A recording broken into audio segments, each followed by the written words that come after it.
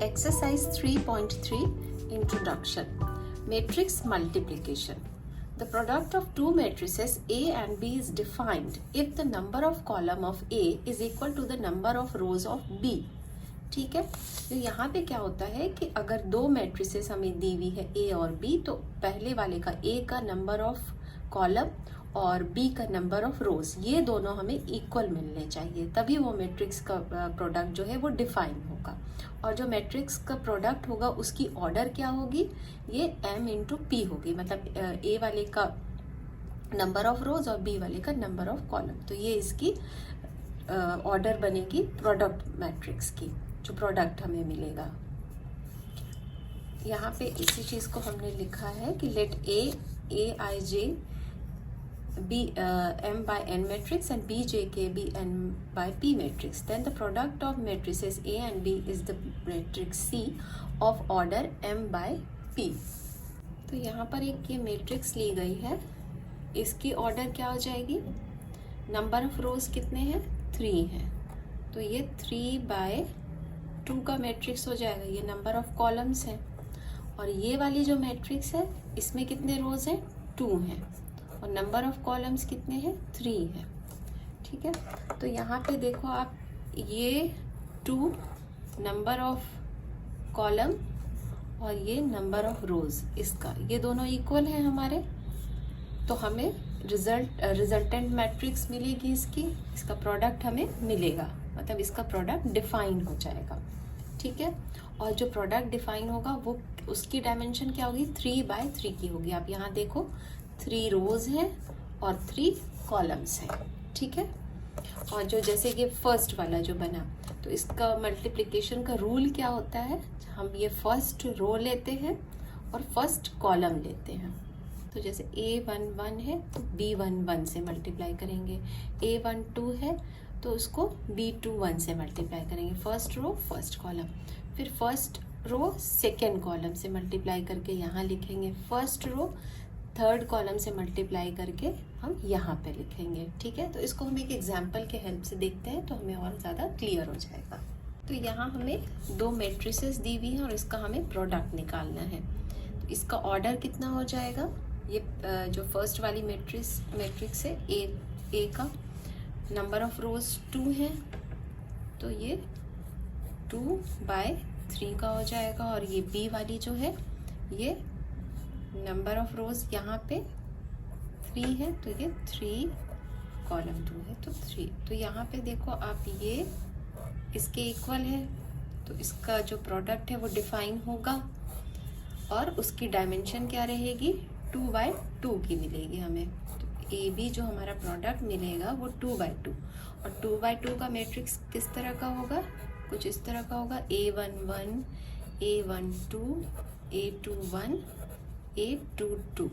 ठीक है, अब लेकिन यहाँ पे वैल्यू क्या आएगी वो हम कैसे निकालते हैं। ठीक है, तो सबसे पहले हम A11 की वैल्यू निकालते हैं। तो ये हमारी A मैट्रिक्स है और ये B मैट्रिक्स है, तो ये फर्स्ट रो फर्स्ट कॉलम लेंगे। ठीक है, फर्स्ट रो फर्स्ट कॉलम, और करस्पॉन्डिंग एलिमेंट्स को मल्टीप्लाई करते जाएंगे, जैसे 4 को 1 से, -1 को 7 से, और 3 को 0 से। ठीक है, तो यहाँ हम 4 × 1 प्लस -1 × 7 प्लस 3 × 0 करेंगे, is equal to 4 - 7 is equal to -3 आ जाएगा, क्योंकि ये तो 0 हो जाएगा। तो A11 की वैल्यू कितनी आ गई, -3 आ गई। इसी तरह हम A12 की वैल्यू निकालेंगे।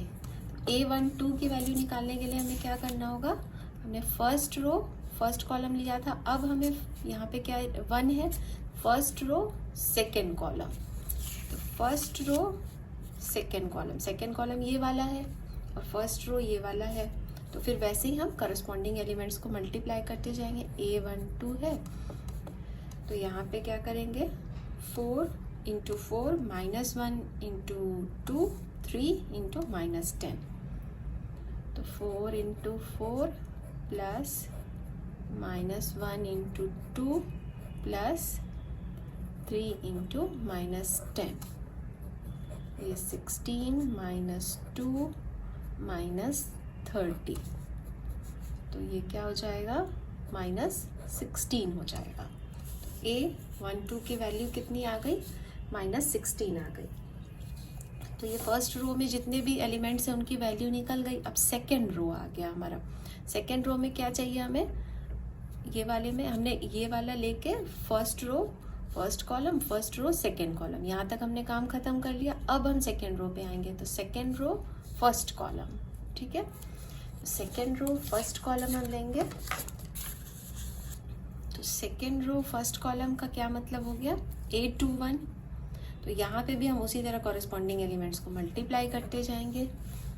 तो A21 इज इक्वल टू क्या हो जाएगा, 2 into 1 plus 5 into 7 plus 6 into 0, तो ये 2 35 इक्वल टू 37। A22 मतलब सेकेंड रो सेकेंड कॉलम, ये सेकेंड रो सेकेंड कॉलम। उसी तरह से जैसे हमने पहले किया है, सेकेंड रो सेकेंड कॉलम है और कॉरेस्पॉन्डिंग एलिमेंट्स को हम मल्टीप्लाई करते जाएंगे। जैसे 2 into 4 plus 5 into 2 plus 6 into -10 is equal to 8 plus 10 -60, तो ये हो जाएगा 8 - 50 इज इक्वल टू -42। और इनको हम यहाँ पर लिख लेंगे। तो A11 के लिए हमारे पास वैल्यू क्या आई है, -3, A12 के लिए -16, A21 के लिए 37 और A22 के लिए -42, ठीक है। इसी तरह से हम वैल्यूज़ को निकालेंगे। तो ये अभी आपको लेंथी लग रहा होगा, लेकिन जब आप एक दो बार आप प्रैक्टिस कर लोगे तो आपको ये इजी हो जाएगा करने में। Properties of matrix multiplication. Matrix multiplication की कुछ प्रॉपर्टीज़ होती हैं जिनको हम देख लेते हैं। Matrix multiplication is not commutative in general. In general matrix multiplication जो है वो कम्यूटेटिव नहीं होता। मतलब अगर A एक मैट्रिक्स है जिसकी ऑर्डर m/n है और B एक मैट्रिक्स है जिसकी ऑर्डर n/p है, तो AB is defined but BA is not defined. ऐसा नहीं है कि अगर AB डिफाइन हो गया तो BA भी डिफाइन होगा। Even if AB and BA are both defined, it is not necessary that they are equal. अगर वो डिफाइन हो भी जाते हैं तो ऐसा ज़रूरी नहीं है कि वो इक्वल होंगे। तो in general AB is not equal to BA। लेकिन यहाँ पे एक ये आपको ध्यान रखना है कि multiplication of diagonal matrices of same order is always commutative. Next B, matrix multiplication is associative, that is AB into C equal to A into B C whenever both sides of equality are defined. Third है matrix multiplication is distributive over matrix addition, that is A into B plus C is equal to AB plus AC and A plus B into C AC plus BC whenever both sides of equality are defined. Multiplication of matrix by an identity matrix of the same order give the original matrix. Multiplication of matrix by an identity matrix, ठीक है। तो अगर आप किसी matrix को identity matrix से multiply करते हो या यूनिट मैट्रिक्स से मल्टीप्लाई करते हो तो आपको जो ओरिजिनल मैट्रिक्स है वही मिल जाती है। तो यहाँ पे यही कहा जा रहा है कि the product of two non zero matrices can be a zero matrix. अगर दो मैट्रिक्स हैं और वो दोनों ही नॉन जीरो हैं तो लेकिन उनका प्रोडक्ट जीरो हो सकता है। If A is a given square matrix and O is the null matrix of the same order as A, then मान लो एक नल मैट्रिक्स है और एक स्क्वायर मैट्रिक्स है, दोनों की ऑर्डर सेम है, तो उनका प्रोडक्ट क्या होगा, वो भी एक नल मैट्रिक्स हो जाएगा। Matrix polynomial, let fx is equal to ये यहाँ पे एक पॉलिनोमियल दिया हुआ है जिसकी डिग्री m है, ठीक है। And A be a square matrix of order n, then we define f, यहाँ पे fx है तो जहाँ जहाँ आपने x लिखा वहाँ वहाँ आप a लिख लोगे, और ये वाला जो a है उसकी ऑर्डर हमें n दी हुई है, तो इसको हम इस तरह से डिफाइन करेंगे। और जो कांस्टेंट टर्म है उसको हम आइडेंटिटी मैट्रिक्स से मल्टीप्लाई कर देंगे, ठीक है। तो where I is the identity matrix of order n।